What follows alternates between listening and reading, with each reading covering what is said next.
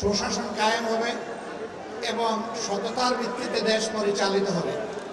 তখন মানুষ তাদের মানবিক অধিকার পাবে, মর্যাদার সাথে বসবাস করবে, যুবকরা কর্মসংস্থানের জন্য অন্য হয়ে ঘুরবে না, রাস্তায় রাস্তায় ভিক্ষুকের চেহারা দেখতে হবে না। আল্লাহ চাহেন তো ইসলামী জাকাত ভিত্তিক যে অর্থনীতি গড়ে উঠবে, সেই অর্থনীতির সুফল হিসেবে আল্লাহ তাআলা আসমান থেকে দেশবাসীর জন্য যেমন বারাকা নাজিল করবেন, ঠিক তেমনিভাবে জমিনকে আল্লাহ তাআলা উর্বর করে দেবেন। আমরা এমন একটি মানবিক বাংলাদেশ করতে চাই।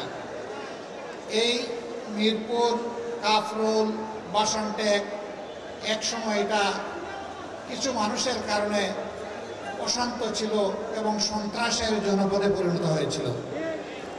আমরা সন্ত্রাস মুক্ত বাংলাদেশ দেখতে চাই, আমরা চাঁদাবাজ মুক্ত বাংলাদেশ দেখতে চাই, আমরা দুর্নীতিবাজ মুক্ত, দখলদার মুক্ত বাংলাদেশ দেখতে চাই এবং আমরা সত্যিকার অর্থে কোরআনের আলোকেই সেই বাংলাদেশটা চাই। এই জন্য দল, ধর্ম, জাতি, বর্ণ নির্বিশেষে আমরা সকলের সহযোগিতা চাই।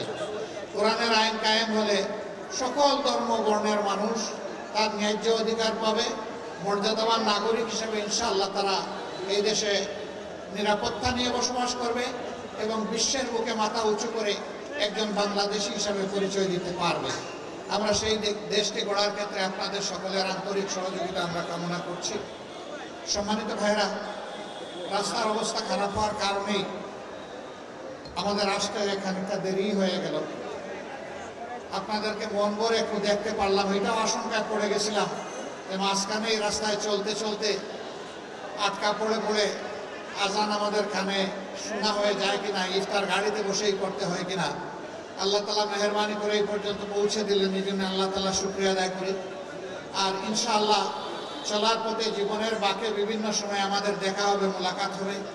আমি শুধু আপনাদের কাছে প্রাণ ভরে দোয়া চাই, আল্লাহ তাআলা একটা দুর্নীতি এবং দুঃশাসন মুক্ত বাংলাদেশ গড়ার যে অঙ্গীকার নিয়ে বাংলাদেশ জামাতে ইসলামী কাজ করছে, আল্লাহ যেন এই কাজটা সুষ্ঠুভাবে করার তৌফিক আমাদেরকে দান করেন। দুনিয়ার কোনো লোভ লালসা আমাদেরকে যেন পেয়ে না বসে, আমরা যেন পরিচ্ছন্ন হৃদয় নিয়ে আল্লাহকে ভয় করে মানুষকে এবং দেশকে ভালোবেসে আমরা যেন একটা সোনালী মানবিক বাংলাদেশ গড়ে তুলতে পারি। আল্লাহ যেন আমাদেরকে এই তৌফিক দান করেন।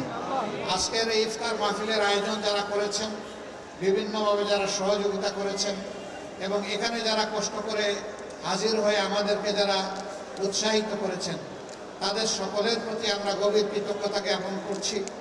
ইফতারে খাওয়া বড় কথা নয়, একসাথে দুয়ার এই ধরনের একটি মাহফিলে আমরা মিলিত হতে পারলাম, এটা আমাদের জন্য অনেক সৌভাগ্যের ব্যাপার।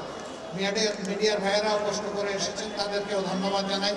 সকলকে একটু ধন্যবাদ এবং কৃতজ্ঞতা জানিয়ে আমার বক্তব্য এখানে শেষ করছি। আসসালামু আলাইকুম ওয়া রাহমাতুল্লাহি ওয়া বারাকাতুহু।